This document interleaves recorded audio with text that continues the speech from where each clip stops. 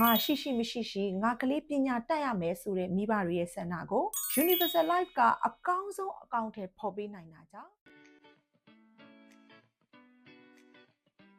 မင်္ဂလာပါရှင်ကျမတို့ AI မြန်မာရဲ့ Financial Service Consultant ဖြစ်တဲ့မက်ကေခိုင်ဝင့်ဖြစ်ပါတယ်ရှင်ဖေဖေမေမေတွေကျမစီကိုလာရောက်ပြီးတော့အာမခံစီစဉ်တဲ့အခါမှာအမေအများဆုံးမေးခွန်းတစ်ခုရှိပါတယ်ဒါကတော့ကလေးပညာရေးအတွက်အာမခံထားခြင်းနဲ့ပညာရေးအာမခံကိုပဲထားရမှာလားဆိုတဲ့မေးခွန်းပဲဖြစ်ပါတယ်တကယ်တော့အာမခံဆိုတာရွေးချယ်တဲ့ပလန်ထက်ကိုယ့်ရဲ့လိုအပ်ချက်နဲ့ဘယ်လောက်ကိုက်ညီလဲဆိုတဲ့အနှစ်သာရကပို့ပြီးတော့အရေးကြီးပါတယ်။ကျမကတော့ client တွေကိုပညာရေးအတွက်ဆိုလို့ရှိရင် Universal Life ကိုပဲအကြံပေးလို့ရှိပါတယ်။ဘာဖြစ်လို့လဲဆိုတာကိုဒီနေ့အချက်၃ချက်နဲ့ပြောပြပေးသွားမှာဖြစ်ပါတယ်။ပထမအဆုံးအချက်ကတော့ flexible ဖြစ်လို့ပါ။ကလေးပညာရေးဆိုတာကကျမတို့အနည်းဆုံး10နှစ်15နှစ်ကြိုတင်ပြင်ဆင်ရတာပါဒီကာလအတွင်းမှာမိဘတွေရဲ့စီးပွားရေးက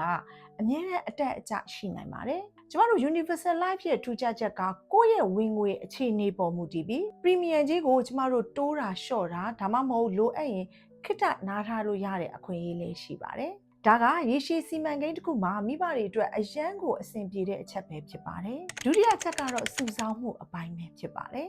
Universal Life ဟာအကအကွယ်ပေးုံနေမကဘဲနဲ့ကိုသွင်းလိုက်တဲ့ငွေတွေအပေါ်မှာအတိုးနှုတ်ခန်းစားခွင့်ရပြီးတော့ငွေကြေးတန်ဖိုးအဖြစ်တိုးပွားလာစေပါတယ်။ကျမတို့ကလေးတက္ကသိုလ်တက်မဲ့အချိန်ဒါမှမဟုတ်နိုင်ငံခြားသွားတော့မဲ့အချိန်တွေမှာ saving နဲ့ကငွေကိုထုတ်ယူနိုင်တာကြောင့်တကယ်လက်တွေ့ကျတဲ့ပညာရေးရန်ပုံငွေဖြစ်လာမှာပါ။တတိယချက်ကတော့မိဘတွေအတွက်အရေးကြီးဆုံးဖြစ်တဲ့အာမခံချက်ပဲဖြစ်ပါတယ်။ကျမတို့ကလေးပညာရေးအတွက်ငွေစုနေတဲ့လမ်းမှာမတော်တဆမိဘကအလုံးမလုံးနိုင်တော့တာပဲဖြစ်ဖြစ်ကျမတို့လောကကြီးမှာမရှိတော့တာပဲဖြစ်ဖြစ်ရင်ဆိုင်ခဲ့ရရင်ဒီလိုအခြေအနေမျိုးမှာ Universal Life ကကလေးရဲ့ပညာရေးကိုဆက်လက်တာဝန်ယူပေးသွားမှာဖြစ်ပါတယ်။ကျမတို့မိဘမရှိတော့တဲ့နောက်မှာကလေးကပညာရေးတစ်ပိုင်းတစ်စမဖြစ်သွားစေဖို့သူဖြစ်ချင်တဲ့လမ်းကိုအနှောက်အယှက်မရှိဆက်ရှောက်နိုင်ဖို့အတွက် Life Insurance Coverage ကခိုင်မာတဲ့အထောက်အပံ့ဖြစ်စေမှာပါ။ငါရှိရှိမရှိရှိငါကလေးပညာတတ်ရမယ်ဆိုတဲ့မိဘတွေရဲ့ဆန္ဒကို Universal Life ကအကောင်းဆုံးအကောင့်ထဲပေါ်ပေးနိုင်တာကြောင့်ကျမကဒီပလန်ကိုရွေးချယ်ဖို့ပို့ပြီးတော့အကြံပေးရခြင်းဖြစ်ပါတယ်။ကျမတို့မိဘတစ်ယောက်ရဲ့တာဝန်ယူမှုဆိုတာ